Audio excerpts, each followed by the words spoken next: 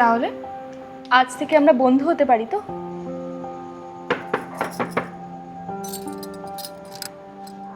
চলো, ঘুমের সময় হয়ে গেছে খুকি। আমি চঞ্চল হে,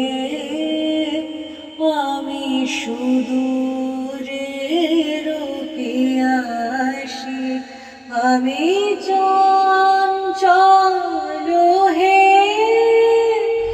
আমি সুদূরের পিয়াসী, দিন চলে যায় আমি আনমনে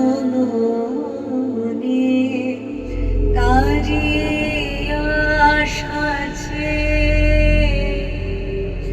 থাকি বাতায়নে,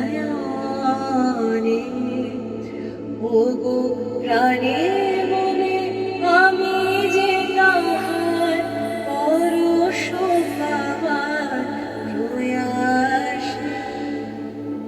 রত্না মারা যাওয়ার পর আমার মেয়েটা কেমন হয়ে গেছে জানেন? আমার সাথেও ঠিক করে কথা বলে না। অনেক ডক্টর দেখিয়েছি, ও লাভ হয় না। আচ্ছা, এক্স্যাক্টলি কি হয়েছিল, মানে কিভাবে?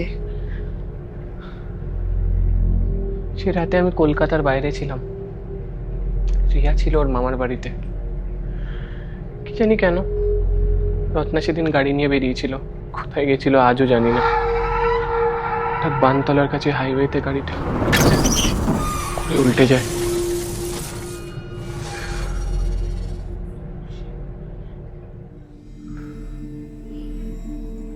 আমি জানি প্রত্যেকটা মেয়ের কাছে এই রাতটা অনেকটা স্পেশাল হয়, কিন্তু কিছু মনে করবেন না।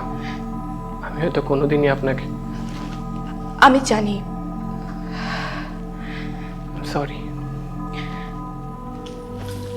আচ্ছা, আজকের রাতটা আমরা আমাদের বন্ধুত্বটাকে অন্যভাবে উদযাপন করতে পারি না?